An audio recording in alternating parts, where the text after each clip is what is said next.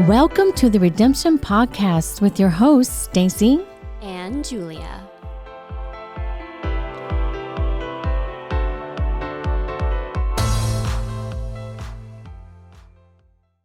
So my next thing with Blaze was, so I really want to get into talking about the workshops that you do. And I love your website. It's blazebell.com. And she has an amazing website. It's so, when I just read through it, I just feel so encouraged, enlightened, or I feel hopeful. I don't feel alone. I don't know. I just love the feel of your website. And on there, you have podcasts, which you have a gazillion of podcasts. I went through trying to find the ends. And I'm like, when does she start? Like, is it 1,000 of them? Like, it's a lot. Oh, that's funny. But then I was really interested in your workshops. So you have the one workshop, it's Releasing Anxiety workshop, and then you have Reclaim Your Badassery. Tell me about those, please, because those sound really amazing. And where can I sign up? Yeah. Yeah, right. These are awesome. Well, I'm so glad you like the website, and I do too. And I've tried so many different things over the years and different ways to connect with people, different types of in-person workshops and online and, just different topics. And so I think I've really enjoyed that. I really enjoy finding different ways to connect and reclaim your badassery. I mean, that just feels like so me, And Yes. I just think it's so important to start to reclaim that, start to call your power back, start to realize your worth and, step into the person that you came here to be. And it's so natural and easy to get stuck feeling sorry for ourselves. And when I start like a self-pity spiral, I know that's the worst thing I can do, because once I'm like, poor me, and that's not fair, and then right. it's just like, oh, this is gonna go badly. So for me, really finding ways to stop blaming other people for my circumstances in my life. That doesn't mean that everything's okay. That doesn't mean that I even forgive everyone who's ever hurt me, but I've also harmed other people. Life and being a human, I find to be very challenging and complex. And I just know that when I'm stuck blaming other people for where I'm at in my life, there's nothing I can do. When I start to take responsibility for where I am in my life and how did I get here, and is this where I want to be? And if not, what am I going to do about it? Then I have power again. Then I can change that. And maybe I'll feel ashamed of what got me here. Maybe I'll feel embarrassed, or, some negative feelings might come up, and I'm okay with that because I'm bringing the power back to myself and going, okay, cool. That's why we're here. Now, what are we going to do next? How can we shift this? What can we call in? What can we change so that our life can be what we want it to be? And so Reclaim Your Badassery is really just around that, and different healing tools and different ways to start to connect back to ourselves, or even start asking questions, because some of us forget who we are. We get so lost trying to please other people and become who somebody or society, says we should be. And right. Maybe it's nothing like who we actually are and our truest self. And so I think part of that work is going, maybe I'm going to go back to square one and find my way home back to myself. So I don't know. That doesn't really describe the practical steps, but that is definitely the big picture of that type of work, which I love that so much. So if people are interested in signing up, they just go to your website and click on the Reclaim Your Badassery logo. And then does it talk about when the next ones might be? And is it all online, or you just send them the video?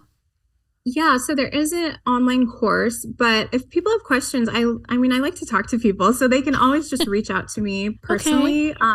I'm all over social media. I use Instagram the most, but I'm on Facebook and all the other things as Blazebell Bliss. And so if people can easily find me there and just message me, and and I can share that information or just chat, and I think a lot of us think that's really important, Blaze, because a lot of people, we just need someone to talk to about our experiences and have a relationship because a lot of times, being online and on our phones and stuff, you're so separated from a person, but like sitting here talking with you, like, it's a different vibe, and it hits home. It hits in the heart, right? Like, I just want to give her a hug. Like, I just got so much out of this today, and dealing with some things, and it's super powerful. Just thank you. Good. Yeah. And thank you for the kind words on the podcast. I really slowed down on it, but I started it during quarantine when we all were like, oh, we're at home now and the world's ending. Oh my God. And I just thought, well, there couldn't be a better time to share healing tools. And what was so cool about the timing was that everybody else was at home. And so I got to interview people from all over the world who I'm sure otherwise would not have been available to talk to me. And so I think there's some really great stuff. It's all interviews. So I do recommend just scrolling through. Now I'm busy again, so I don't do as many interviews, but there's a lot of good stuff in there. Well, there's a time and season for everything. So yeah. Oh, good. Well, I encourage everyone to go through Blaze Bell. It's blazebell.com. And then you can find her on social media, which is Blaze Bell Bliss. And that would be Instagram and Facebook and all the things. So, yeah. I have a question for Blaze really quick. Okay. Because the way that I got introduced to kind of who you were and what you do, Blaze, was a year ago when you and Staci were at the governor's press conference, and Staci's reading off your list of titles, half of which I didn't even realize that you held. When did all that advocacy really start for you? Has it just been in the last couple years? Because now, since seeing you at that press conference, I feel like your name just pops up everywhere at all these events, all these government functions and press conferences. DC, she's in DC a lot. I see on Facebook. Yeah, well, thanks for asking.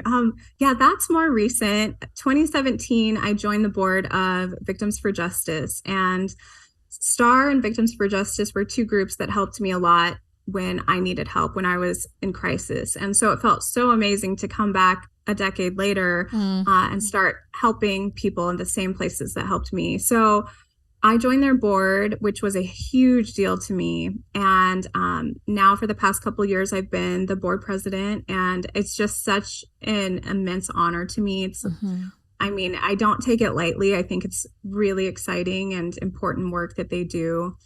So that's kind of where that started. And then I don't know, sometimes I get nominated for things that, it's just really neat. And Staci and Juliah, you probably see this too, and will continue to, that we are sharing vulnerably. You're going to start touching people's hearts and impacting people in ways that are unexpected. And the rewards of that come back in all kinds of interesting ways. And sometimes that's one-on-one conversations that the world will never know about. Other times it's some kind of neat award or something. So it was 2021 or 22 that I was, the governor appointed me to the Council on Domestic Violence and Sexual Assault and the Alaska Criminal Justice Commission. And again, that was just it's just such a huge honor. Like I'm kind of floored by it, but I love those opportunities to speak and work with whomever is in office who has plans for public safety that I also want to see happen in my community. I'm more than willing to join forces and share that good work and do what I can to help our community be a safer place. And you guys, I'm not really knowledgeable on a lot of the legislative type stuff or the legal side of things or the system. That's really more of Staci's department. But what are you most excited about right now in your roles that you currently have? If it's a bill or, something that there's something that's active happening right now. Well, I know with Governor Dunleavy's bills that he introduced a legislation last time. I believe yours passed. Victims, there was one in there for victims' rights. I know the one for sex trafficking did not pass. And so we're hoping to get that he just reintroduced it to legislators, and it's going to be reheard. So we're hoping to get that passed this time.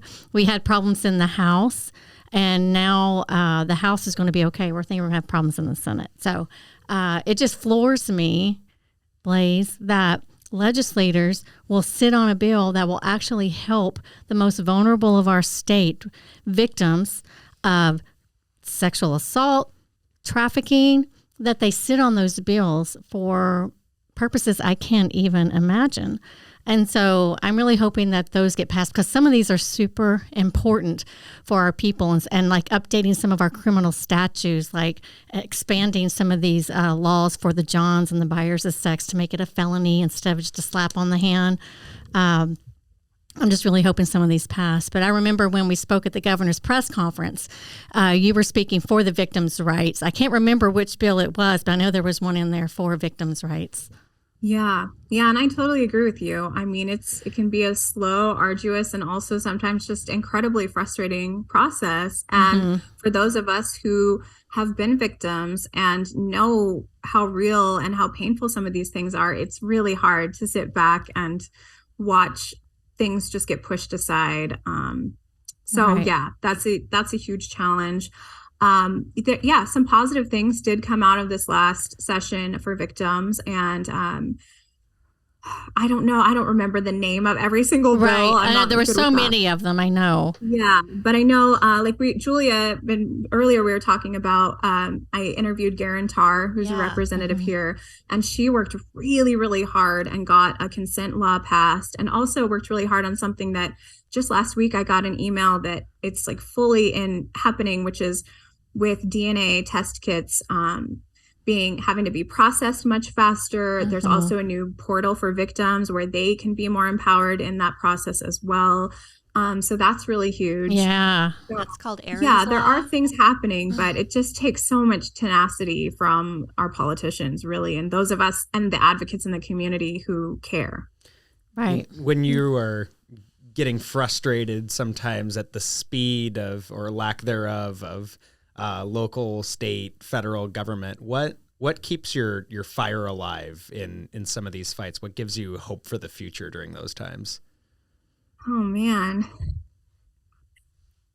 I will say sometimes I have to come back to my community, because I am the type of person that is such a big picture, like visionary. I'm not really great with details, but I have a vision for our world, like world peace. And so I will get quite frustrated. Going through the criminal justice system is absolutely awful as a victim, and that's been so challenging and makes me very angry. As far as like, how do I keep my fire going? It doesn't go away. Right. That stays strong. I have to actually, like, how do I calm down and recenter and then go back to a baby step where I can help one woman in my community, where I can help one friend find resources. That's kind of what I have to do to take it back to a manageable space so that I don't get overwhelmed by it. But like in my case, I was one of 4 victims. And so I worked really hard over the years to figure out what our rights were. And it's amazing how many people don't know, people that should know, and the different agencies that all have their one thing they do, and you just get passed phone call to phone call. And it became very clear that the criminal justice system was set up with the perpetrator's rights in mind and not the victim's rights in mind. And so, again, this is a topic that, that fire you're talking about, man, like it's happening right now as I just think about this, which also is a big signal to me that this is something that I need to continue being a part of that conversation. And Staci, like you said, I was in DC recently, and it was a really great experience. And I met with Lisa Murkowski, and just happened to be there at the same time of Mary Peltola's swearing in, and got to go to a reception for that. And I was there with work. My day job's at Recover Alaska, and we were on a work trip unrelated to all of this.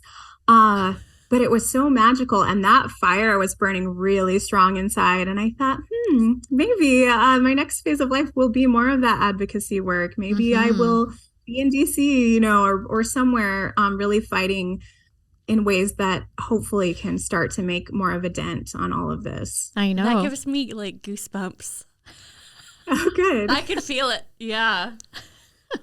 Well, and when you were talking in your when you were interviewing, what's her name, Garen Tarr, you were talking. I don't know when you released that episode, but you were talking about pursuing more, being more part of the legislative, running for public office or those kinds of things. So, that's very exciting.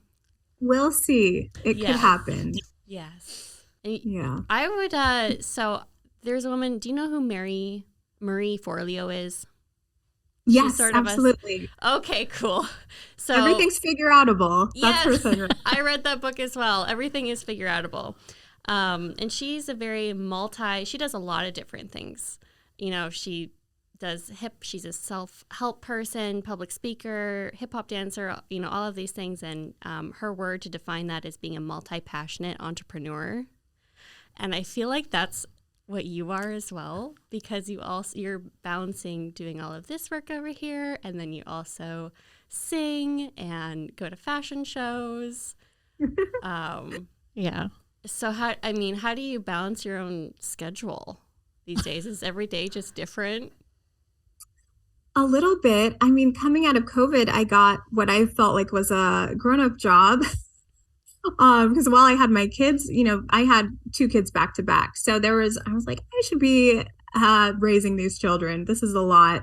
And so during that time, I was able to stay at home with them for the most part. So I still did a lot of performing, and that was my main job, singing, and then started really bringing in this other entrepreneurial work and the healing work. I went to health coaching school and life coaching school. And so kind of bringing in all of that. And then when everything sort of stopped with COVID, I switched gears and thought, it'd be nice getting a job with a nonprofit that I already love and that I know when I'm getting paid and how much every couple of weeks. Wouldn't that be nice?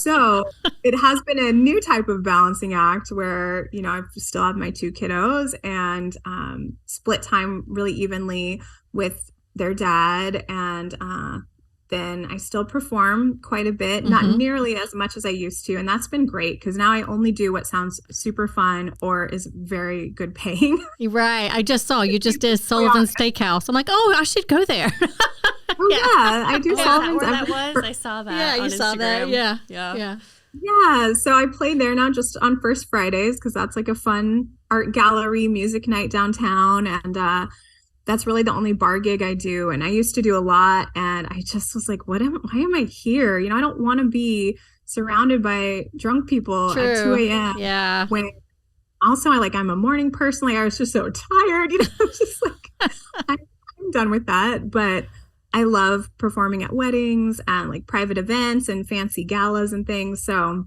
weren't you in a play too recently? No. Musical? No, my partner directs a lot of musicals. Okay, so I've been attending a lot. Okay, dang, that's girl. it. No, that is, I do have to draw the line at that. It's so time consuming. I'm like, maybe someday, but right now I can't make all the things happen. So yeah, but I mean, it's a balancing act, but I definitely work in time to relax and focus on my family. That's of course the most important part. And right. Yeah. And I say no a lot more than I say yes. And I keep getting better and better at that and checking in with my gut every time something comes up. Like if it's not a hell yes, it's a no. Right. And, that helps guide me. So. Oh, awesome. Awesome. That's a good reminder. It is. I'm learning that. Blaze, we have a final question for you. So our podcast is called Redemption. So we want to know, what does the word redemption mean to you?